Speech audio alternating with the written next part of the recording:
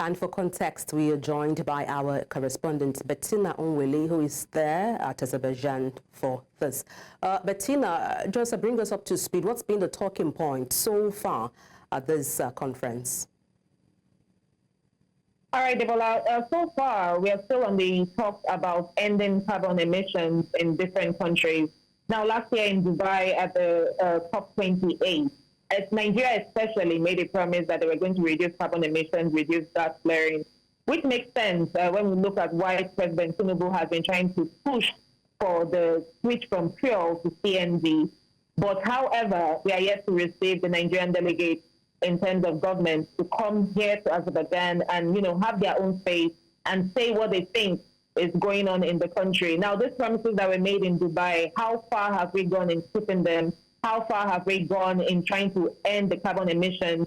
We still have until 2030, but now in 2024, the question is going to be how far, what have we done to make sure that 2030 is indeed a vision that we can aspire to meet? Other than that, earlier today, we were supposed to have a press briefing by the Director General of the National Council of Climate Change, Nigeria.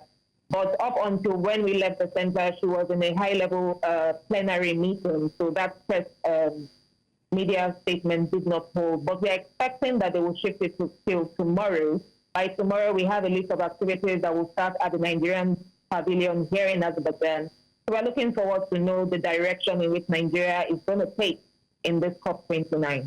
How about other African countries? What have you heard or what do you know about how they are reacting on this mission to cut greenhouse gas emissions by 81% come 2035?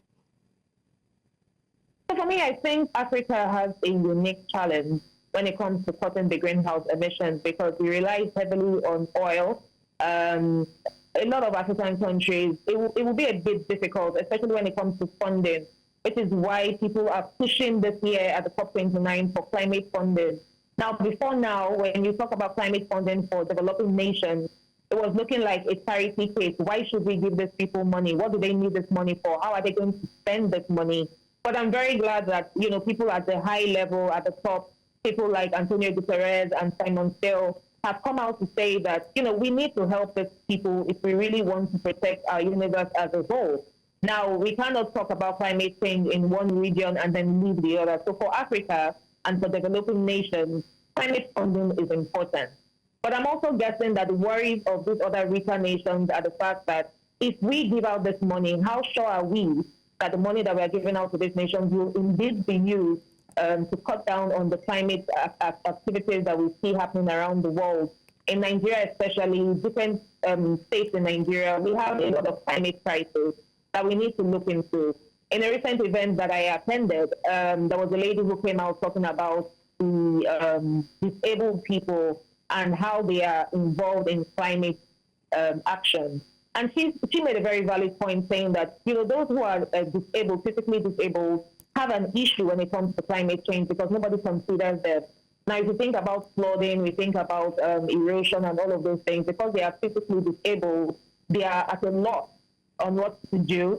If their area gets flooded and they have to move, they have it more difficult. So this funding becomes very important and very paramount to fix things and also to help the less privileged around who are also victims of climate change. Well, thank you so much, our correspondent there, Bettina Nweli, who is going to be our eyes and ears at the COP29 happening in Azerbaijan. Bettina, many thanks indeed. Absolutely. Have a brilliant day.